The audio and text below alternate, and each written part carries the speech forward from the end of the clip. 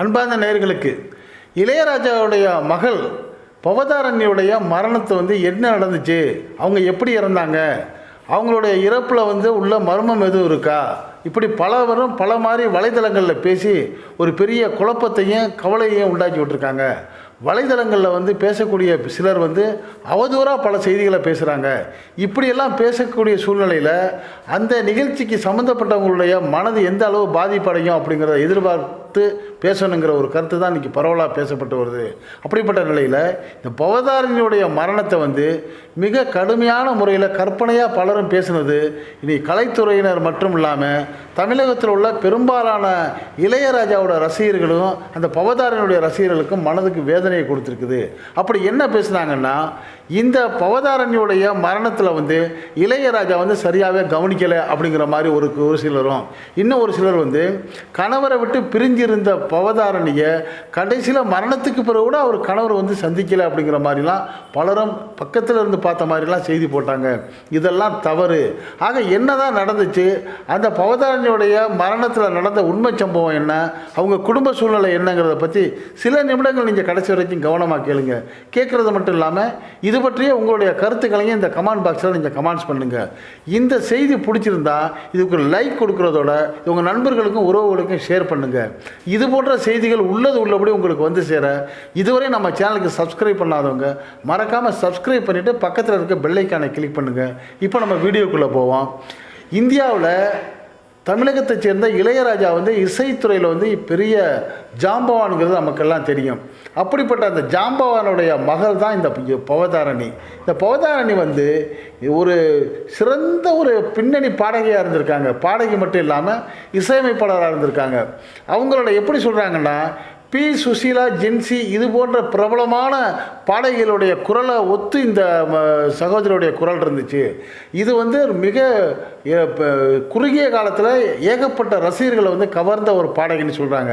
இப்படிப்பட்ட சூழ்நிலையில் இந்த இளையராஜா அவருடைய மகளாக இருக்கிற இந்த பவதாரணியுடைய தம்பி யுவன் சங்கர் ராஜாவும் இசைத்துறையில் ஒரு பெரிய ஜாம்பவானாக இருந்தாங்க. இந்த ரெண்டு பேரும் சேர்ந்து நிறைய கலை நிகழ்ச்சிகளை நடத்தியிருக்கிறாங்க. அதே சமயம் இந்த பவதாரணியுடைய இன்னொரு சகோதரனாக இருக்கிற கார்த்திக் ராஜாவோட சேர்ந்து இந்த அம்மா அதிகமான ஒரு நிகழ்ச்சிகள் நடத்தலை. அதுக்கு என்ன காரணங்கிறப்ப, இந்த யுவன் சங்கர் ராஜாவுக்கும் இந்த அம்மாவுக்கும் ஒரு காம்பினேஷன் நல்லா சக்ஸஸ்ஃபுல்லாக ஷூட் ஆனது தான் காரணமாக ஒழிய வேறு எந்த காரணமுமே இல்லை. இது ஒரு பக்கம் இருக்கிற இந்த பவதாரணி 2005 சபரிராஜுங்கிற திருமணம் பண்ணுறாங்க. அப்போ சபரிராஜுங்கிற ஒரு திருமணம் பண்ணுற அந்த பவதாரணிக்கு அந்த பவதாரணிக்கும் சபரிராஜுக்கும் மன முறிவு ஏற்பட்டு ரெண்டு பேரும் பிரிஞ்சு இருந்தாங்க. பவதாரணி தன்னுடைய தந்தையுடைய வீட்டில் தான் இருந்தாங்க, இளையராஜாவுடைய வீட்டில் தான் இருந்தாங்க அப்படிங்கிற மாதிரி செய்தி வந்ததோடு மட்டும் இல்லாமல் விவரம் தெரியாத வலைதளங்கள் என்ன சொல்லிட்டாங்க, பவதாரணி இறந்த பிறகு கூட அவங்களுடைய கணவர் சபரிராஜ் போய் பார்க்கல, அப்படி கல் நெஞ்சம் படைச்சவர்னு சொல்லி ஒரு அவதூறு செய்திகளை வெளியிட்டாங்க. ஆனால் உண்மை சம்பவம் என்னென்னா, பவதாரணிக்கு கேன்சர் இருந்தது அந்த குடும்பத்துக்கே தெரியாது. இன்னும் குறிப்பாக பவதாரணிக்கு தெரியாது. காரணம் ஒரு நோயாளி டாக்டர்கிட்ட போகிறாங்கன்னா டாக்டர் எடுத்தோன்னே என்ன பண்ணுவார், உங்களுக்கு கேன்சர் இருக்குது, நீங்கள் செத்து போயிடுவீங்க அப்படின்லாம் பயமுறுத்தி சொல்ல மாட்டாங்க.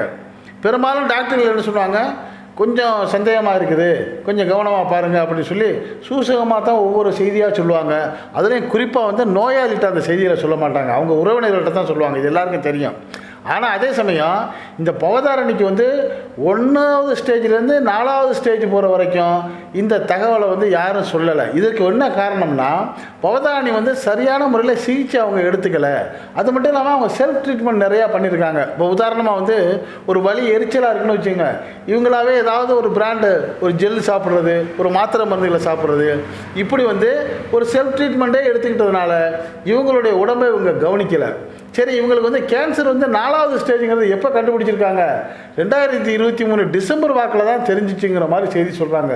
இப்படி சொன்ன பிறகு இதை என்ன பண்ணுறாங்க, மருத்துவத்தில் இனிமேல் இவங்களை காப்பாற்ற முடியாதுங்கிற ஒரு தகவலை பவதாரணிகிட்ட சொல்லாமல் அவங்களோட தந்தை இளையராஜாட்ட நிச்சயமாக வந்து மருத்துவர் சொல்லியிருக்கணும். அப்போ இளையராஜா வந்து தன்னுடைய மகளுடைய நிலையை நினச்சி எவ்வளோ வேதனைப்பட்டிருப்பார், வருத்தப்பட்டிருப்பார். இதை வெளியே சொல்லாமல் மகளுக்கு வந்து ட்ரீட்மெண்ட் எடுத்துருக்கிறாரு. அப்படி ட்ரீட்மெண்ட் எடுக்கக்கூடிய ஒரு சூழ்நிலையில் தான் சரி ஒரு இலங்கைக்கு கொண்டு போனால் இதுக்குண்டே ஒரு பிரத்யேகமான ஆஸ்பத்திரி இருக்குது, அங்கே வைத்தியம் பார்க்கலான்னு சொல்லி தான் மகளுக்கு வந்து இலங்கைக்கு அனுப்பி வச்சிருக்கிறாரு. ஆனால் உண்மை என்னென்னா அந்த இலங்கைக்கு பவதாரணியை கூட்டிகிட்டு போனது முதல்ல இளையராஜா கிடையாது. அந்த பவதாரணியிட்டேருந்து பிரிஞ்சு இருந்த அவங்களுடைய கணவர் சபரிராஜ் தான் கூட்டிகிட்டு போயிருக்கிறாங்க. 10 நாளைக்கு முன்னாடியே சபரிராஜ் தன்னை விட்டு பிரிந்த தனதுடைய மனைவி பவதாரணியை வந்து அழைத்து கொண்டு இலங்கைக்கு போயிட்டு அந்த இலங்கை ஆஸ்பத்திரியில் அட்மிஷன் போட்டிருக்காரு. அவரு கூட வந்து அந்த யுவன் சங்கர் ராஜாவும் போயிருக்கிறாங்க. அதுக்கு பிறகு தான் இளையராஜா போகிறாரு. இந்த ட்ரீட்மெண்ட் நடக்கிறப்ப கூட தன்னுடைய மகளுக்கு இவ்வளவு விரைவாக இப்படி ஒரு முடிவு வரும்னு எதிர்பார்க்கல இந்த இளையராஜா. அப்படி இருந்த சூழ்நிலையில் தான் இலங்கையிலேயே ஒரு இசை நிகழ்ச்சிக்கு கூட அவர் வந்து ப்ரோக்ராம் ரெடி பண்ணுறாரு ஒரு சனி ஞாயிறுகளில். நம்ம இதை நடத்தலாம்னு நினச்சிருக்கிறாரு. ஆனால் அவர் எதிர்பார்க்காம அதற்கு முன்னாடியே தன்னுடைய பாசமான அன்பு மகள் இறப்பு அவருக்கு தாங்க முடியல, தன்னுடைய மகளுடைய உடலை எடுத்துக்கிட்டு தமிழ்நாட்டுக்கு வந்து அந்த அடக்க நிகழ்ச்சிகளை பண்ணுறாரு. இதுதான் உண்மை சம்பவம். என்னென்னா இலங்கை அரசாங்கம் வந்து இந்த பவதாரணிக்கு சிகிச்சை கொடுத்த டாக்டரை கைது பண்ணியிருக்காங்க. அது உண்மைதான். கைது பண்ணி என்ன பண்ணியிருக்காங்க, விசாரிச்சிருக்காங்க. இவங்களுடைய நிலைமை என்னப்பா, இவங்க எப்படி இறந்தாங்க, இவங்களுக்கு என்ன டிசீஸ் இருக்குங்கிறப்ப அவர் தெளிவாக ஸ்டேட்மெண்ட் கொடுத்துருக்கிறாரு. எங்கிட்ட வர்றப்ப அவங்களுக்கு வந்து 4வது ஸ்டேஜ். அவங்க வந்து மோசமான நிலையில் ஒரு கடைசி கட்டமான நிலையில் தான் அவங்க வந்தாங்க. அதை நான் அவங்கள்ட்ட தெரியப்படுத்திட்டேன். இருந்தாலும் முடிஞ்ச அளவு முயற்சி பண்ணி பார்ப்போன்னு தான் வைத்தியம் பார்த்தோம்.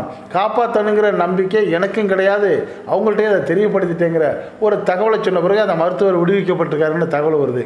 ஆக எந்த செய்தி கிடைச்சாலும் அந்த செய்தியை வந்து அறகுறையாக தெரிஞ்சுக்கிட்டு அதுக்கு கண்ணு காது மூக்கு வச்சு பெரும்பாலான யூடியூப் சேனல்கள் போடுறதுனால ஒரு நல்ல முறையில் செய்தி சொல்லக்கூடிய அநேக யூடியூப் சேனல்களுக்கு வந்து கெட்ட பேர் வருது. இப்படி போடாதீங்கிற ஒரு கருத்தை தான் நம்ம சொல்ல வர்றோம். இதிலேருந்து நமக்கு என்ன தெரியுதுன்னா அந்த பவதாரணியோடைய தந்தையாக இருக்கிற இளையராஜா மிகவும் வேதனைப்பட்டு தன்னுடைய மகளை எப்படியாவது காப்பாற்றணுன்றதை முயற்சி பண்ணி இருக்காரு. அதுக்கு மேலே ஒரு படிபல போயிட்டு அந்த மனைவியை விட்டு பிரிஞ்சு இருந்த அவருடைய கணவர் சபரிராஜ் உள்பட அந்த கடைசி நேரத்தில் 10 நாட்கள் தன்னுடைய மனைவி கூடவே இருந்து மருத்துவம் பார்த்துருக்காருங்கிறது நம்மளெல்லாம் ஒரு நெகிழ்ச்சி அடையக்கூடிய செய்தியாக இருக்குது. இது பற்றிய உங்களுடைய கருத்துக்கள் நீங்கள் இந்த கமெண்ட் பாக்ஸில் கமெண்ட் பண்ணுங்கள். இந்த செய்தி பிடிச்சிருந்தால் அவங்க நண்பர்களுக்கும் உறவுகளுக்கும் ஷேர் பண்ணுங்கள். இது போன்ற அரிய செய்திகள் உங்களுக்கு உடனுக்குடன் வந்து சேர இதுவரை நம்ம சேனலுக்கு சப்ஸ்கிரைப் பண்ணாதவங்க சப்ஸ்கிரைப் பண்ணுங்கள். மறக்காமல் பக்கத்தில் இருக்க பெல் ஐக்கானை கிளிக் பண்ணுங்கள். இன்று மணிந்திருப்போம். நன்றி, வாழ்த்துக்கள்.